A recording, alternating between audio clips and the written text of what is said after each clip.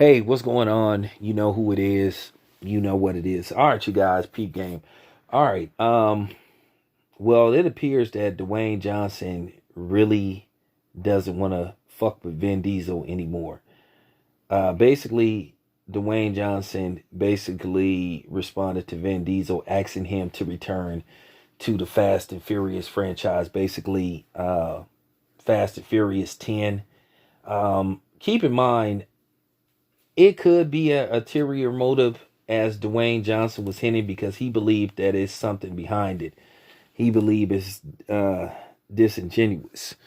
Now, in case you guys don't know, Dwayne Johnson and Vin Diesel have had a highly publicized feud. They basically got into it on the set of Fast and Furious 8. It was to the point to where they really had no scenes together in that movie. So that's how bad it was. And then, as you guys know, I reported that Vin Diesel and Dwayne Johnson were taking shots at each other on social media. And that's what led to Dwayne Johnson doing that spinoff, Hobbs and Shaw, which Hobbs and Shaw globally did very good, but in the States, it didn't do very well. And the same thing with Fast and Furious 9. It did very well globally, but domestically, it didn't do that well. So that could be another reason why Vin Diesel wants Dwayne Johnson to return. I'm just going to be honest with you. I've said this before. The Fast and Furious just ain't the same without Paul Walker. To be honest with you, Paul Walker, I know Vin Diesel started to get top billing in those Fast and Furious movies over Paul Walker, but that Paul Walker was the star of those Fast and Furious movies. He made those movies, he built those movies until Vin Diesel came back. Most of the time, people came to watch Paul Walker, and that's just fact. And rest in peace to Paul Walker. But truth be told, Paul Walker was the real star of those Fast and Furious movies, and I'm keeping it a buck. When I watched those Fast and Furious movies, I came to see Paul Walker. That's I'm sorry. No disrespect to Vin Diesel, but I'm just telling the truth. And those Fast and Furious movies after Paul Walker, they just didn't do good domestically.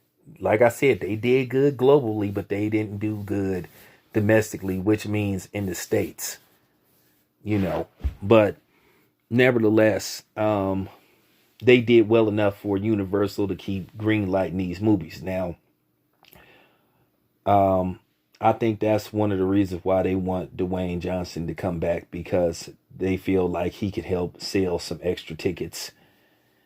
Because if you seen the last one, part nine was it was absurd. To be honest with you, it was absurd. I enjoyed it, but it's to the point now to where it's just absurd, where you got cars in space and all that kind of shit. So it's gotten to the point to where it's absurd. And I'm just keeping it a buck. And the funny thing is, do you know, except for Tokyo Drift, I've seen every one of those Fast and Furious movies at the theater. Just like I saw every Resident Evil movie at the theater. Always went to the theater to see them. I didn't go see this reboot that they made. I really had no interest in seeing it. But anyway, let me get back to excuse me, I digress a little bit. I got off the subject, but let me get back to Dwayne Johnson and Vin Diesel. Yeah, like I said, this feud has went on for years now, and Dwayne Johnson said he felt like Vin Diesel was trying to manipulate him, where somebody publicly asks you to return, and then basically if you say no, they kind of make you look like a heel and stuff. And he feels that's what Vin Diesel is trying to do, is trying to guilt him into coming back into the Fast and Furious series, basically for the 10th and final installment. But you also heard that they may shoot a lengthy movie and break it down into two parts, into 10 and 11, but you hearing that they're just gonna do one last one. So we'll see what happens with that. But Dwayne Johnson says that he told Vin Diesel, basically privately, that he wasn't returning. So he felt like Vin Diesel tried to manipulate him, and he basically tried to guilt him by publicly asking him to come back when he knows that he's already told him that he wasn't returning. Now, what will happen with the Hobbs and Shaw film series? Well, I don't know. I'll check and see, and then I'll get back to you guys. But from what I've seen, that Jason Statham's character, Decker Shaw, is going to return for Fast and Furious 10. But we shall see. Not that that means anything, But it appears that Decker Shaw will return for, Fast and Furious 10. So that's all I have to say. Let me know, what do you think of this feud with Dwayne Johnson and Vin Diesel? Do you think Dwayne Johnson is well within his rights to just tell Vin Diesel, hey man, I'm cool, I'm not doing this no more? Or do you think he's being petty and he should swallow his pride and return to the series? This is my personal, this is, my personal thought. I think if Dwayne Johnson is finished, then he's finished, and I think Vin Diesel should respect that.